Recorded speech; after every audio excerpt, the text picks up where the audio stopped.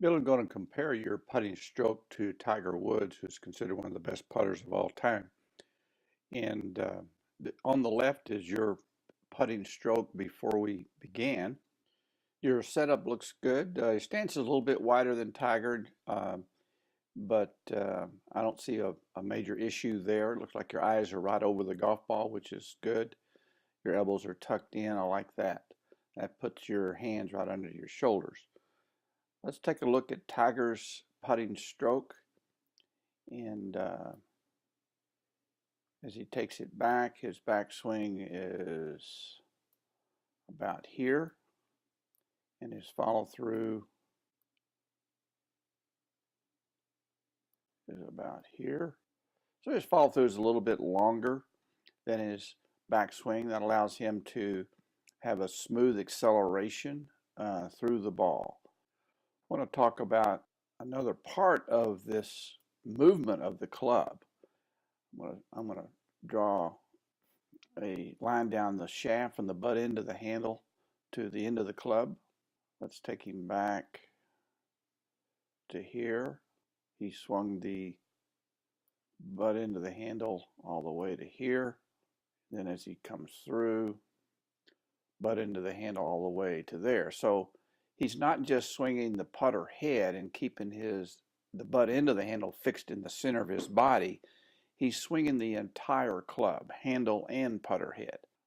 Let's look at your stroke. I'm going to mark. Then as you go back, then as you come through,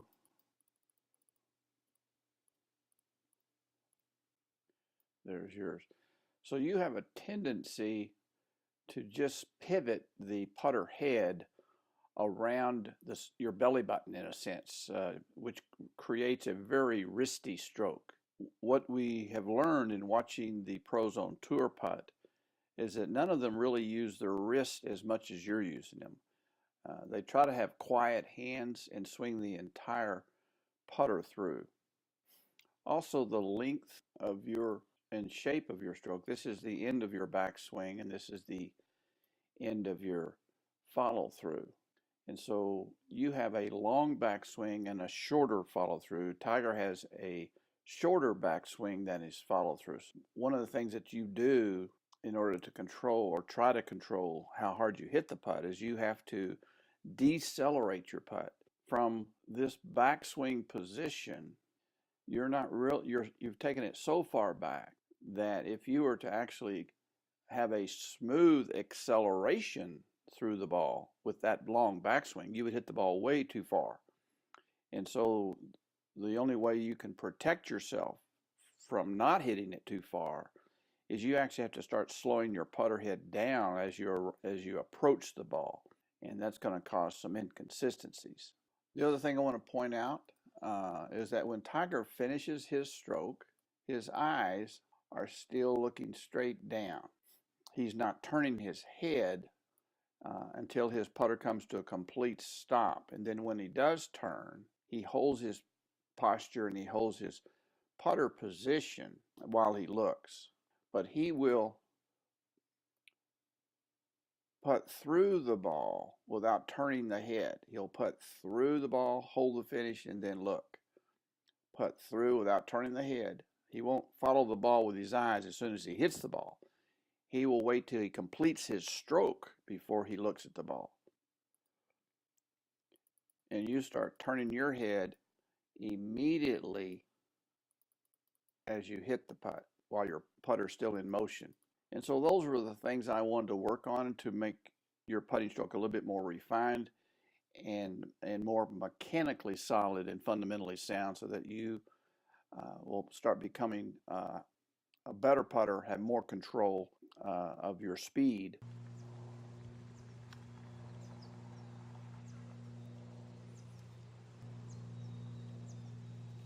Trying to do the back thing too. Right, you're shortening it up a little bit.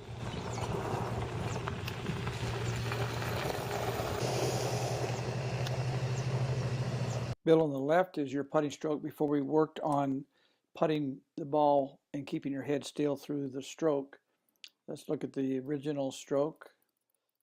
And you'll notice that as soon as you hit it, you let your eyes follow the ball. Then on your new stroke here,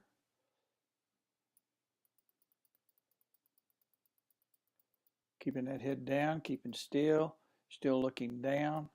It looks really good. So you're feeling the putt before you see the putt. And that's an important thing. Still a little bit wristy, but one step at a time. I like the fact that you're keeping your head down. As we look at the angle from the forearm and the shaft, at that position is 158. So the back of your right wrist has a little bit of an angle in it.